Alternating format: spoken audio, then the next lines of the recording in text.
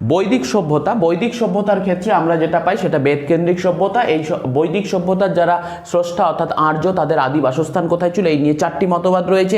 তিব্বতে বাসস্থান ছিল দয়ানন্দ সরস্বতী বলেছেন, আর্কটিক রিজিয়ন টিলক, দক্ষিণ রাশিয়া গর্ডন চাইল্ড এবং মধ্য এশিয়া ম্যাক্স মুলার বলেছেন। আর বিদেশি লিপি ভোগাজকই, সেখান থেকে আর্যদের সম্পর্কে জানা যায়।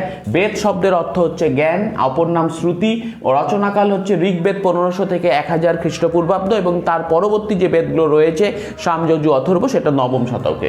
এরপরে ঋগ্বেদ যেটা, সেখানে 1028টা সূক্ত রয়েছে। সূক্তগুলো আবার মণ্ডলে বিভক্ত, মোট 10টা মণ্ডল রয়েছে, যার মধ্যে 1 এবং 10 নম্বর মণ্ডল নতুন এবং 2 ও 9 নম্বর ওল্ডেস্ট। 3 নম্বর যেটা মণ্ডল সেখানে গায়ত্রী মন্ত্র রয়েছে, যেটা সূর্যকে ডেডিকেট করা।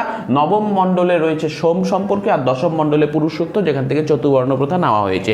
এভাবে তোমরা যদি প্রাচীন ভারতের ইতিহাস অত্যন্ত স্পিডে এবং অল্প সময়ের মধ্যে একটা ভিডিওতে তোমরা যদি করতে চাও, তাহলে চ্যানেলটি সাবস্ক্রাইব করবে ডেস্টিনেশন WBCS, যেখানে আমি প্রস্তর যুগ থেকে শুরু করে একেবারে হর্ষবর্ধন পর্যন্ত বিস্তীর্ণ সময়কাল একটাই মাত্র ভিডিওতে দেখিয়েছি।